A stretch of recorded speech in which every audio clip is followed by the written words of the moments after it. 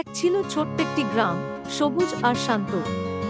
সেই গ্রামে থাকত এক মিষ্টি মেয়ে, তার নাম মালতী। তার পরিবার খুব গরিব ছিল, কিন্তু মালতীর মনে ছিল এক বিশাল স্বপ্ন। সেই স্বপ্ন তাকে প্রতিদিন নতুন করে বাঁচতে শেখাত। প্রতিদিন ভোরবেলা মালতী পরিষ্কার জামা পরে বইখাতা নিয়ে তৈরি হয়ে যেত।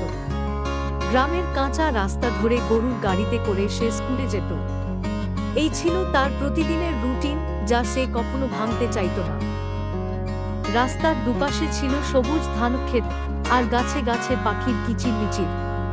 গ্রামের সহজ সরল মানুষদের হাসিমুখ তাকে প্রতিদিন নতুন করে সাহস দিত।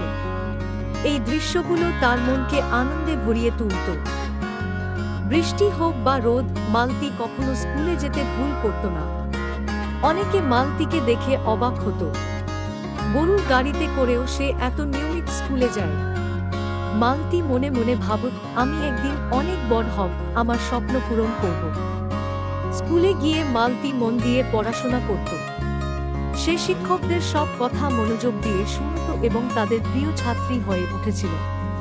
তার শেখার আগ্রহ ছিল অসীম, যা সবাইকে মুগ্ধ করত। মালতী জানত, কষ্ট করলেই স্বপ্ন পূরণ হয়। তার বিশ্বাস ছিল, পরিশ্রম আর ইচ্ছাশক্তি থাকলে কোনো বাধাই বড় নয়। এই বিশ্বাসই তাকে প্রতিদিন নতুন উদ্যমে এগিয়ে নিয়ে যেত। দারিদ্র্য বা গ্রামের দীর্ঘ পথ, কোনো কিছুই মালতীর ইচ্ছাশক্তিকে দমাতে পারেনি। তার চোখে ছিল উজ্জ্বল ভবিষ্যৎ গড়ার স্বপ্ন। সেই স্বপ্ন পূরণের জন্য সে ছিল দৃঢ়প্রতিজ্ঞ। মালতীর গল্প আমাদের শেখায় যে, জীবনে যতই বাধা আসুক না কেন, যদি মন দিয়ে চেষ্টা করা যায়, তবে সফলতা অবশ্যই আসে। ইচ্ছাশক্তি আর পরিশ্রমী মানুষের সবচেয়ে বড় শক্তি।